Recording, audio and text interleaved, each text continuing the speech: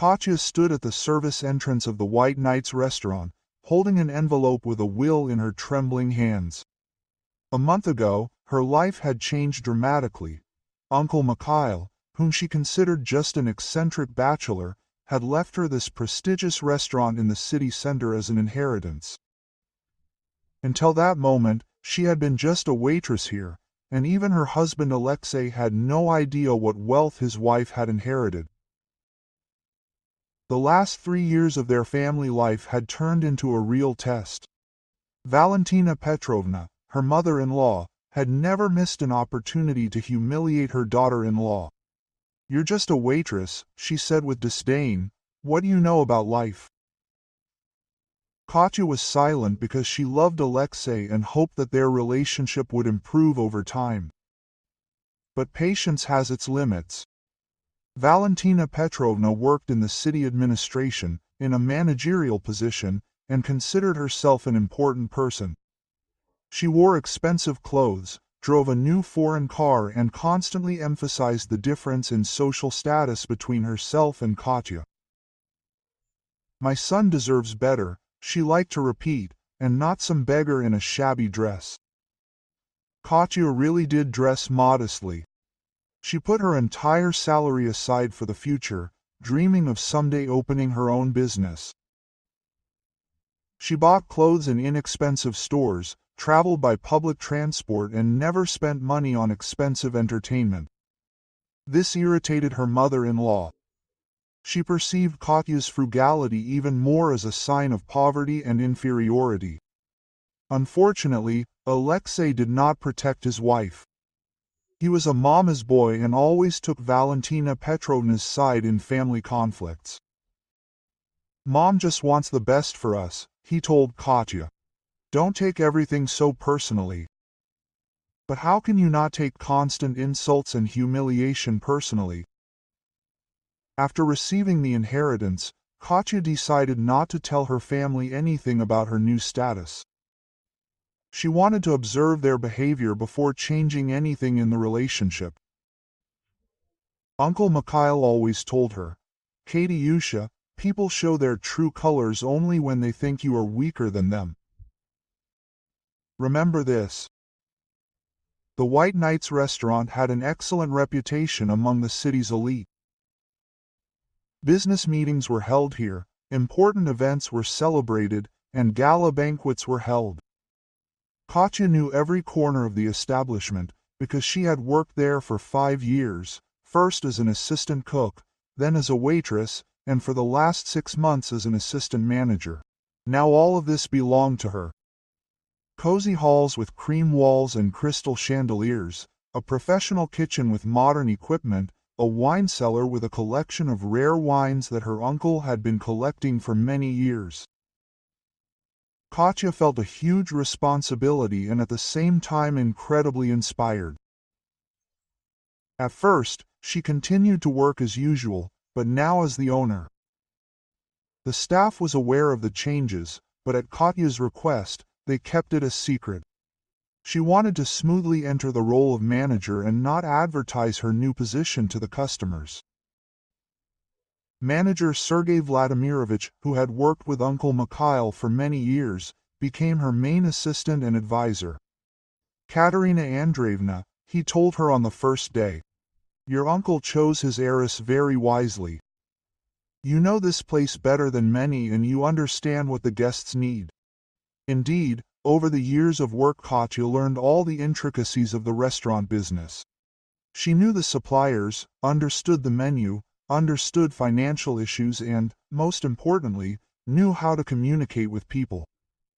Customers always spoke positively of her, noting her attentiveness and professionalism. Meanwhile, Valentina Petrovna continued her attacks. At family dinners, she talked about her successes at work, about expensive purchases, about plans for a vacation in Europe, and each time emphasized that Katya was nothing special. Quote, "Today I signed a contract for 500,000 rubles, she bragged. "And what, were you washing dishes?" Katya was silent and gathering strength. She understood that sooner or later the moment for a decisive conversation would come. This moment came unexpectedly. One Friday evening, Valentina Petrovna came to the White Knights with 3 friends, equally important ladies from the city administration.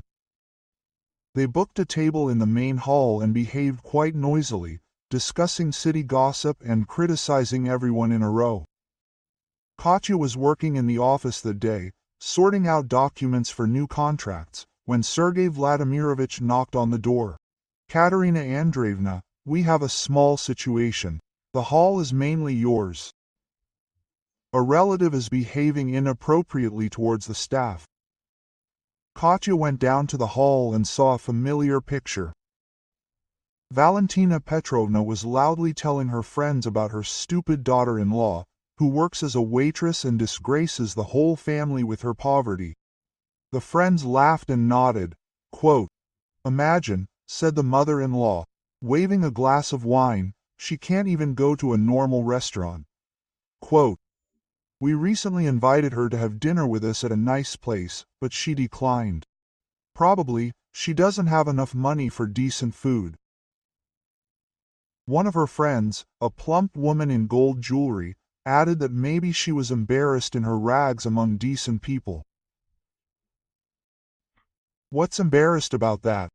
Valentina Petrovna wanted to ask. "I told her straight out, go eat at the pet store, nищенка. Let her eat there with her fellow tribesmen." Her friends burst out laughing. Katya felt a wave of anger rising inside her, but she held back. She approached the table with the friendliest smile. "Good evening, ladies. How are you? Are you satisfied with everything?" Valentina Petrovna looked up and almost choked on her wine.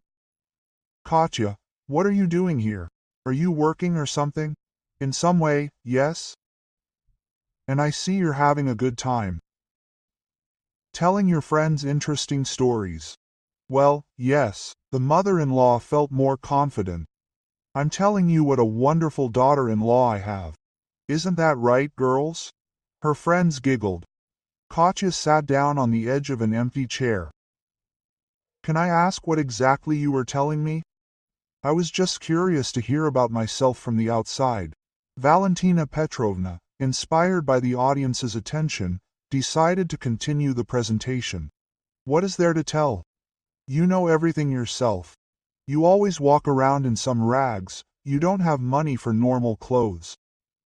You work as a waitress, no use. My Alyosha could have taken such a beauty, but he got involved with, well, you understand." "I understand. And why did you mention the pet store?"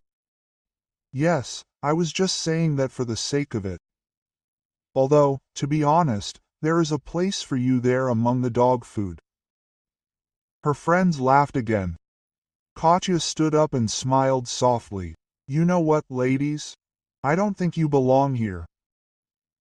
"Why is that?" Valentina Petrovna was indignant. "We paid for the table. We have the right to sit here." "Not exactly. You see, our restaurant has certain rules of conduct. We do not serve customers who insult the staff or other customers." "What staff? What customers?" The mother-in-law was starting to boil. "I'm talking to my daughter-in-law. Are you talking to the restaurant director?" Katya said calmly. "And you're talking very impolitely." There was silence. Valentina Petrovna opened her mouth, but could not utter a word. "What? What did you say?" "I said that I am the director of this restaurant and the owner. I inherited it from Uncle Mikhail a month ago. So, in fact, you are sitting in my establishment and insulting me as the owner." Valentina Petrovna's friends exchanged glances and began nervously packing their bags. "Valya, maybe it's time for us to go," one of them babbled. "We didn't know." "Sit down," the mother-in-law barked. "She's lying. It can't be." Katya took the property documents out of her purse and put them on the table. Here's the certificate of inheritance. Here are the documents for the restaurant. Do you want to check? Valentina Petrovna grabbed the papers with trembling hands. Her face slowly changed color from red to white.